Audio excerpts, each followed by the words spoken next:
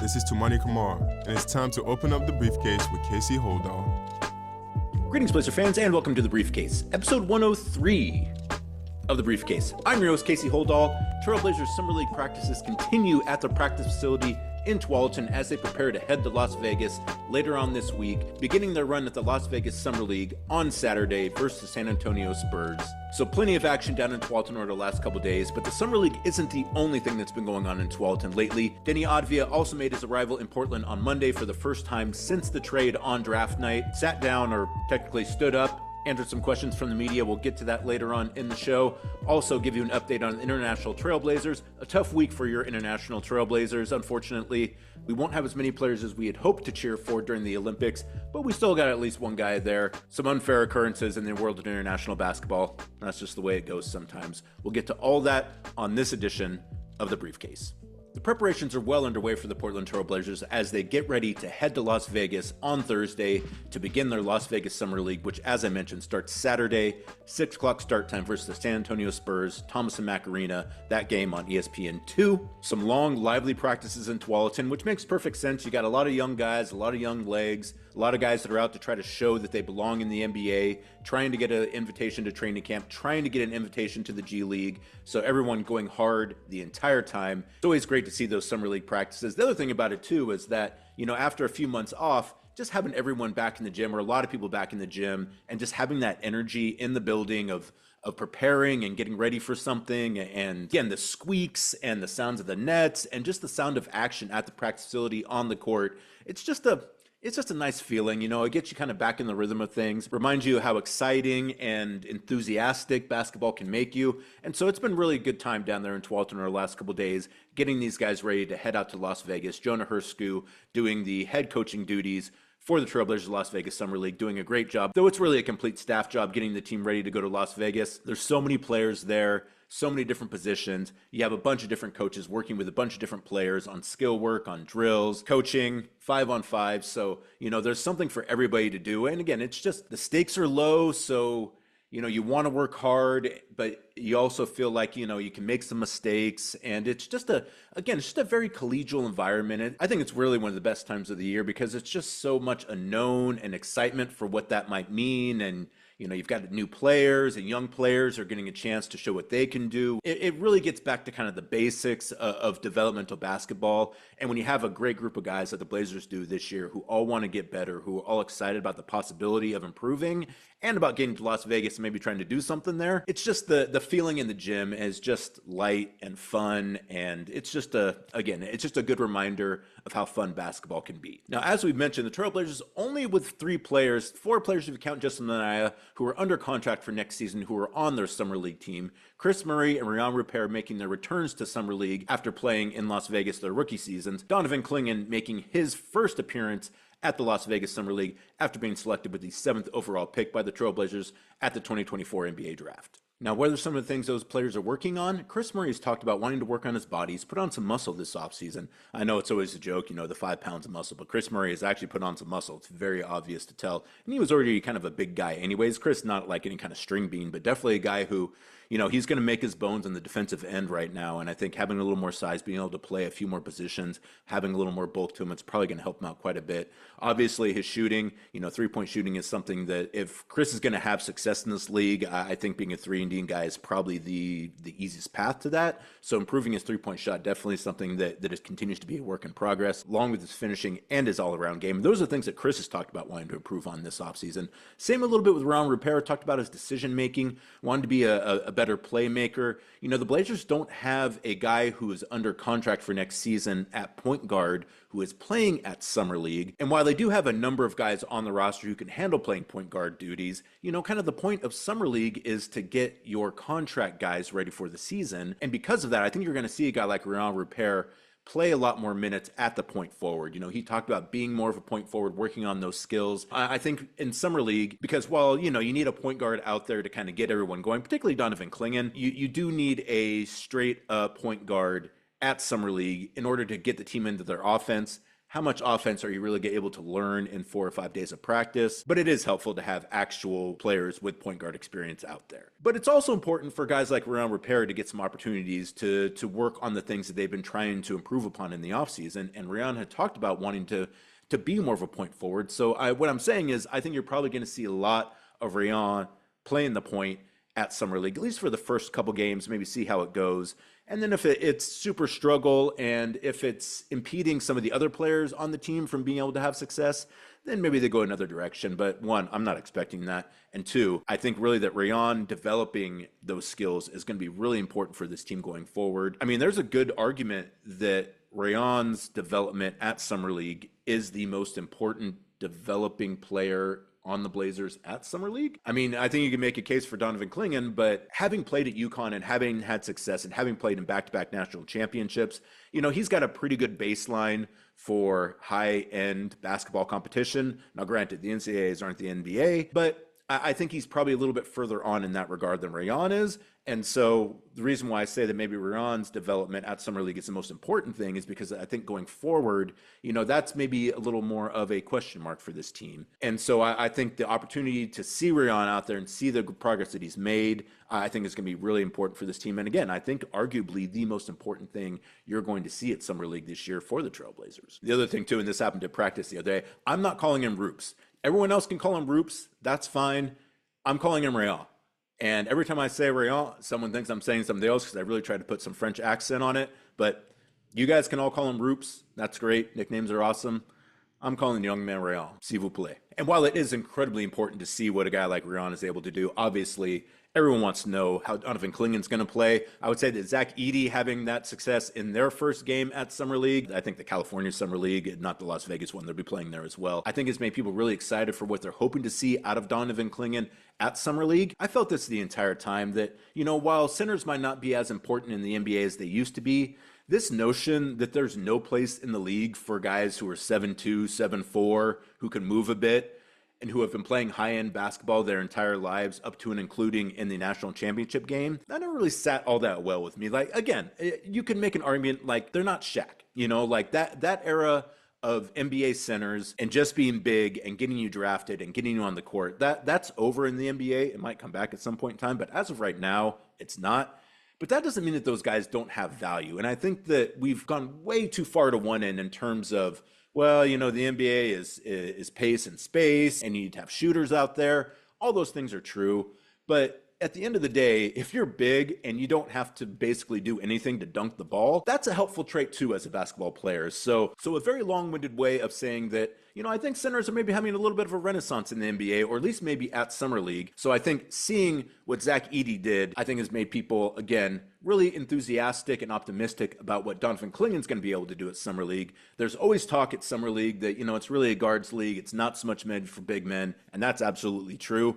But again, I think if a team goes out and tries to play through their big man, I think you can have some success there. And it's not really about success, not about wins and losses at Summer League. It's about seeing what Donovan Clingan can do at this stage in his career, what he's good at, what you can depend on going into his rookie season, and just starting the process of developing a young 20-year-old. And so, I think that, those things are all going to be really exciting and really interesting at Summer League. A whole lot of reason to pay attention to the Trailblazers. Again, even though they don't have a ton of players on the roster for next season that are playing in Summer League, a lot of those players are going to be in Las Vegas. At times we've seen Tumani and Shaden and Scoot all in and around and maybe sometimes on the practice court in Tualatin as they've been getting ready for Summer League. Those guys aren't going to play at Summer League, but they are going to be around, probably practicing with the team from time to time. And so that also has value too, getting those guys acclimated to guys like Kris Murray, guys like Rayan Portland, and especially guys like Donovan Clingan. But there are also obviously other players on the Trailblazers Summer League team that are worth paying attention to, and a few players that have gotten shout outs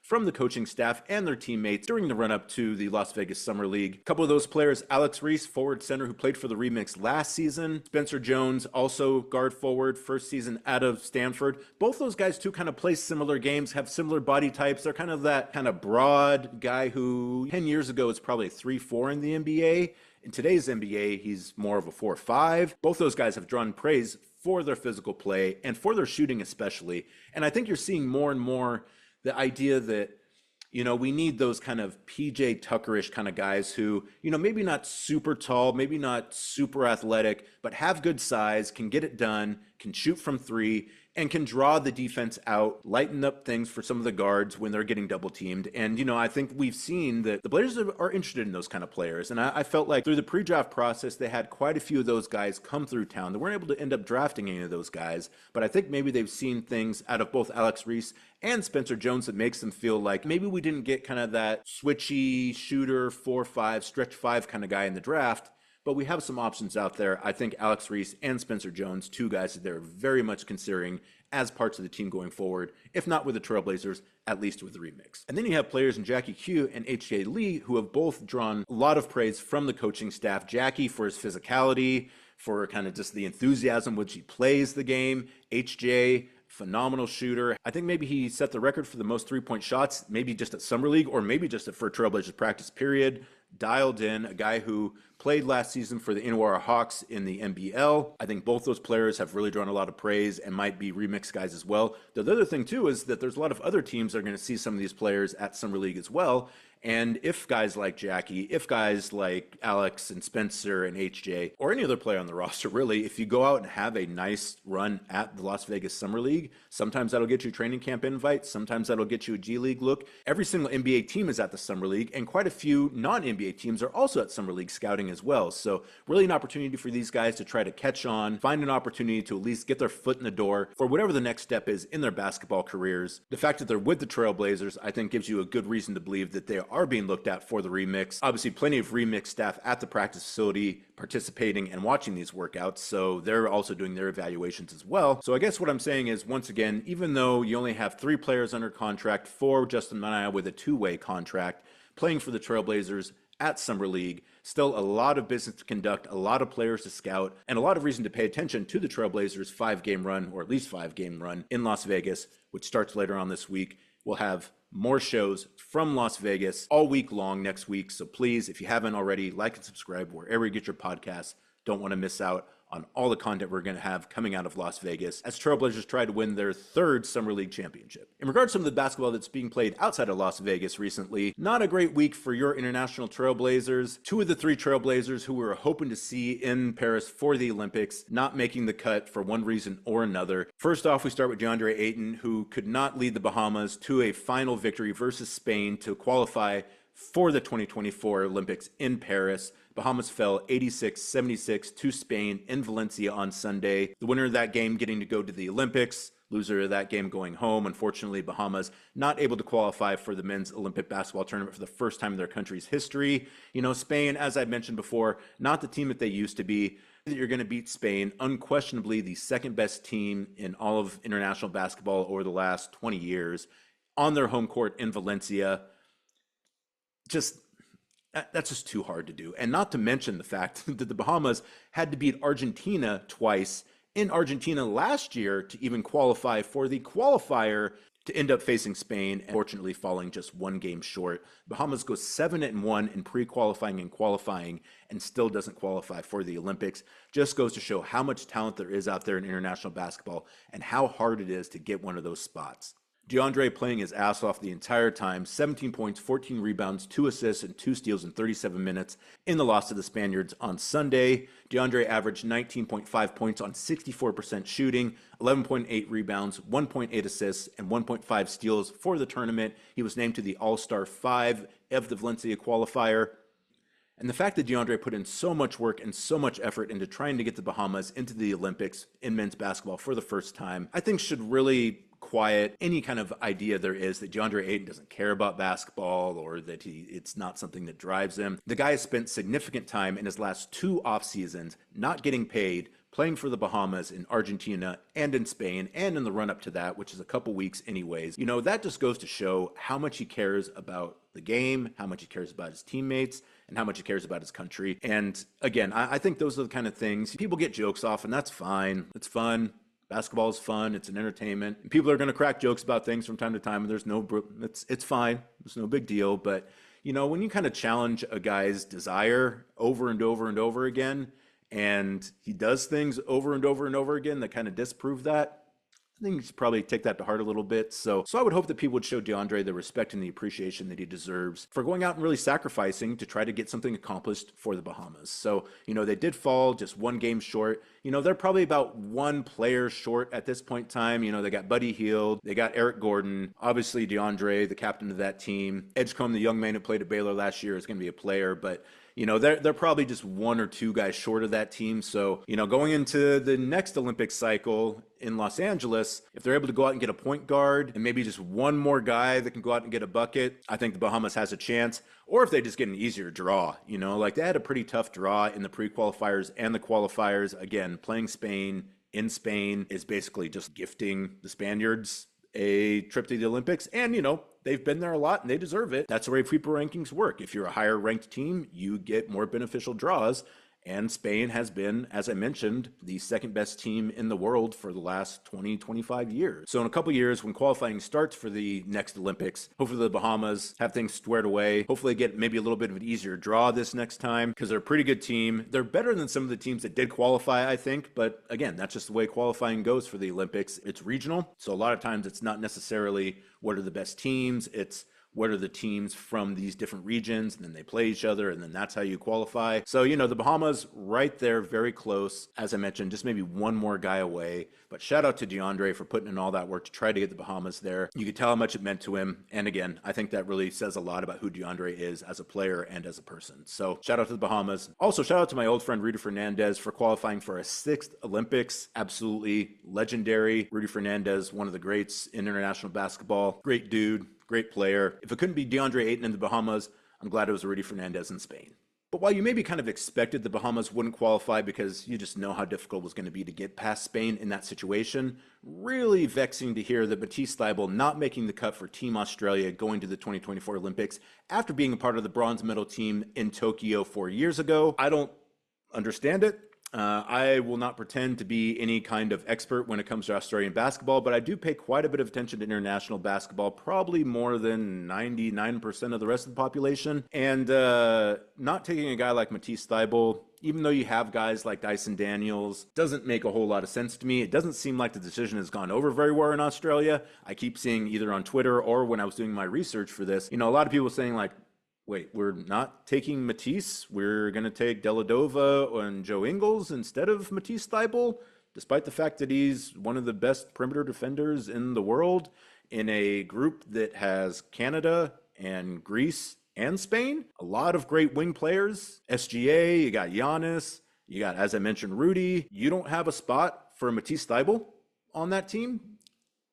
That doesn't make a whole lot of sense to me. Again, I'll just leave it at that. Luckily, Duop Reath did make the cut. I expect Duop will probably start for the Australians, as he did, I believe, in Japan as well. So that's something to pay attention to. We love Wop. I mean, the reason why he's on the Trailblazers is, I believe, because how well he has played in international basketball. So really excited to see a guy like Wop at the Olympics. Gives you something to pay attention to outside the United States. So, I mean, you got a lot of things to pay attention to, too. That's going to be a great tournament. Lots of talent at that tournament. But again, that group is ridiculous anyways. How you don't take Tease, it doesn't. I don't know. I don't know what the thought process would be there. Best of luck to him. I think probably even without Matisse, I probably wouldn't pick them to advance out of their group because it's such a devastatingly difficult group. Definitely think that not having Matisse Thybulle on their team doesn't improve their chances of advancing. So best of luck, Boomers. You should have taken Matisse. We still want you to win because of Duop, but you'd be better off with Tease on that team. And a reminder, the Olympics start in Paris at the end of July. I believe the basketball tournament starts kind of right from the jump as well, so definitely something to pay attention to. I believe those games will be on NBC or wherever they throw all of the different streaming games. It's also great, too, because since it's in Paris, the time differences is just about right to where, the games are not going to be on incredibly early or incredibly late here on the West Coast. So a chance to watch some really high level basketball this summer. I just love international competition. You see it in soccer with the Euros and the Copa America right now. Just a different vibe, just a different feel of what's on the line in those games. The style of play is a little bit different too. FIBA has got some different rules that are pretty fun. So it's probably going to be a great tournament. Tons of talent. The United States is going to have their work cut out for them. They obviously are the front runner. They should win the tournament. I think they will win the tournament. If Canada had more international experience, they have the talent. I think they give the United States a run for their money. Obviously, the French have a squad this year as well. But the French always kind of just seem to fall short at the Olympics for whatever reason. And the Canadians, as I mentioned, they don't really have a whole lot of experience on the international stage in basketball, particularly at the Olympics, and particularly this roster that they're taking to the Olympics. So if that weren't the case, I think the United States with this roster would be in trouble. I think the construction's a little weird. I think they probably should have taken some younger players rather than diverting to kind of some of all the guys who are towards the end of their career, still very good players, but definitely entering the end stages of their careers. You know, I think they probably would have been better off maybe bringing in some younger players to kind of get those players ready, if nothing else. But still, they have the most talent. They have an incredibly good draw. You know, the USA's group is not especially good. Not that it really matters. USA is not going to get bounced in group play regardless.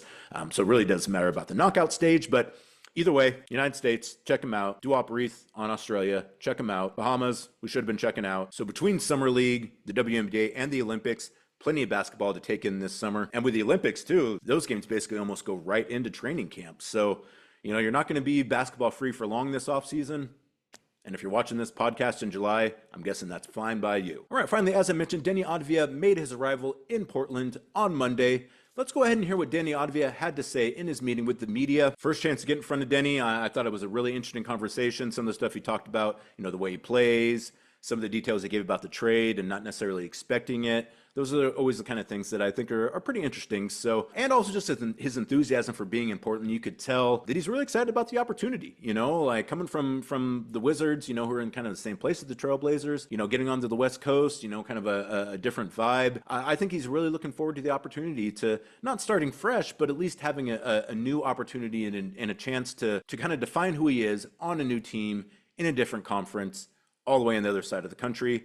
So let's go ahead and hear what Deni Avdija had to say in his introductory press conference at the practice facility in Tualatin on Monday. First of all, I'm very excited. You know, a new chapter in my journey. Great organization. They welcomed me very, very well. So it's a good start. And as I said, you know, I'm glad to be in a place that people embrace me and love me. I'm gonna bring my competitiveness, and we're gonna have a lot of fun. What went into that welcome that made it nice for you? Just the wait in the airport, like going out to grab something to eat, really talk about the city, the culture, what they expect from me, and you know, just the value of the trade. I feel like, you know, gave up a lot to get me, and I feel like it's an honor. Also, the players welcomed me pretty good. I've been seeing them around the facility, so everybody's smiling, telling me congratulations, and that's it. Were you blindsided by the trade at all, or did you expect something like that? I'll be honest, I didn't expect, but as I said, sometimes, like, that's the business. You know, I embraced it. At the beginning, it's a little shocking. DC been my home for 4 years. You know, I had some great moments with the Wizards, but now I'm in a different place. I was a little shocked. It's tough to leave home, but I'm excited to start a new chapter and really take this organization to the next level. What's it like for a trade like that to go down on draft day, a day that's already kind of a whirlwind, and then it? Well, I was sleeping, so when I heard about it, I woke up in the middle of the night and figured out I got traded. So I didn't go back to sleep that night. But yeah, it was pretty shocking. Were you in DC? No, I wasn't home. I was in Israel. Yeah. Wow. I was in Israel. It was 2 a.m. Woke up. They let me know Woj bomb things. So yeah, it took me time to embrace it, but now when I'm like over it, I feel like I'm in a great spot, and I'm very happy. You talked about your journey. How would you describe your journey up to this point? My journey being not easy. It never was easy. Like I was never given gifts. I always worked really hard for the things I accomplished. And since I came to the league, it's been a tough ride. I played with some really competitive and hard players, and I feel like my role has expanded with the years. And I honestly fought for every minute I saw on the court, every chance that I got to get the ball. And I try to do the best I can, and it got me here. So, what intrigues you about this situation here? What are you excited about, curious about? First of all, for the fans, I heard there's a very good fan base here, so I'm excited to be a part. And the culture, you're in a different state, you're in the West Coast now, so, seeing the city, seeing how people interact, and being a part of Portland is exciting. How would you describe your game to someone if you were going to tell them how Deni Avdija plays? Passionate. Definitely, you can see the passion for winning, for playing basketball. I'm always making the right play, trying to make the right play as much as I can. I'm very team-friendly, I want to do the best I can to make them be better on the court. And just like hard-nosed, like trying to come do his job and just win games. That's it. You talked about that. Expectations that they already talked with you about, what are some of the expectations you're coming here with? The expectations, I'm expecting to be a big part of the team, help them become a better team, like take it to the next level. And honestly, I expect to get better every single day. Come here and work out, get the knowledge of the coaches, the organization, just become a better player and a better person. From what I understand, Washington gave you that indication that you were a big part of their plans. Emotionally, how do you handle them parting ways with you? I think they really loved me. I think I've done a lot for the organization, for the city. It was just not the timeline, I guess. I did whatever I can. I gave everything I could on the floor, and that's part of the business. Sometimes it just doesn't get along, and I feel like we had beautiful years, and now I'm in a different organization, and I'm trying to get the best I can here. I'm matured enough in this league to understand the business side of it, to understand that it doesn't matter where you're at the end of the day, you playing ball, you play the game you love, and I'm a big competitive guy. I love winning. I love being around people and meet new people. So for me, it's fun to explore a new. There's a lot of young players on this team trying to find their game, find their way. You had a huge jump in your fourth year. What can you sort of teach those young players lessons you learned? I'll definitely have the talks with some of the players. I'll definitely try to help my teammates and some of the young guys to really help and bring the game up a level. Other than that, I'm there. I'm here for them, and we're gonna do it together. So what clicked for you year four? Maturity, understanding my capabilities and skill, and just confidence and belief. I think the organization, the coach, especially in the second half of the season, really helped me make that jump. I know you played in 75 games last year. Is being durable something you pride yourself in? Definitely. I'm every day in the gym, weight room, treatment room, trying to get my body right. It's really important for me. I want to be there for the team in every game possible. Bring my competitiveness, bring my joy to the game, and I feel like doing all the extra stuff around it really helps me do it. That's my goal: play as many games as possible. I did 82 one year, and I'm gonna try to do it again. So. Your shooting in particular took a huge jump last year. What went into that? Is there anything you've changed about your shot, or was that just working on? I haven't changed. I feel like my really worked on the mental side of shooting and really understanding I am a good shooter, and I really worked a whole summer focusing on the shot and making sure I was confident about it. And that's it. I'm not overthinking anything anymore. So. You're coming from a Wizards team that's kind of in the same place as the Blazers in that they're building going forward. Was there anything you learned in that process about kind of staying motivated and staying competitive while you know that your team is building towards something later on? First of all, I understand that in the NBA, patience is a big part. I've seen teams that were not good and now they're top of the league. So I really believe this group can be there. And also, I was making sure that all the losing stuff won't get into me so much. Like, come every day, even though you're not in a really good spot in terms of like seeds, but just come in, don't look at the record, just come and play as hard as you can and compete to win. For me, every win last year, even though we didn't win as much, was big time. Mm-hmm. Big time for our group, big time for me, and I'm trying to continue this culture here as well. So there you go, Deni Avdija's first comments as a Trailblazer. I thought him saying like they gave up a lot to get me, I thought was a pretty interesting comment. And that's something that I don't know that kind of people kind of internalize sometimes is that when a team does go out and get you and really does expend assets, I mean, Malcolm Brogdon, 2 first-round picks, 2 second-round picks, that ain't nothing. And, Deni is a very nice player, a young player on a great contract. So, you're willing to make the expense. But I think a lot of times people just talk about that and say like, boy, maybe you paid a little too much. But the other side of that too is the player sees that and he's like, hey, man, these guys really like me. And, there's some value to that. Now, I'm not saying you should overpay in trades just because you're going to impress maybe the player you're getting. I'm not saying that. But it is a piece where it's like, if you felt like, well, maybe that was a little bit too much. Hearing a player say that I really am honored that you would expend those kind of assets in order to acquire me. I mean, that's not nothing. That's a good way to start that relationship, I would say. So, I thought that was really interesting. I thought the way he talked about the way he plays and passion being the thing that he kind of hangs his hat on, I think is really important. This team has talked a lot under Chauncey Billups about just wanting to have a different approach to the game and having a different culture. And I think a guy like Deni Avdija who comes in and plays hard and really wants to make his bones on the defensive side of the ball, that's something that this team needs, particularly for a young team, to show kind of some of these guys like, hey, this is the way we approach things, this is the way we play. If you want to have success in this league, it's a difficult league. You have to really go out and get it every single night. And I think a guy like Deni Avdija can kind of lead in that regard, particularly a guy who, coming from Washington, kind of the same situation as the Trailblazers in that, they haven't been winning a lot of games as of late. And so how do you go about staying motivated? How do you go about getting something of value out of those games when you know that kind of on a night-to-night basis, you're going to be up against it a little bit? And so, having a guy like Deni, having that experience, being able to come into Portland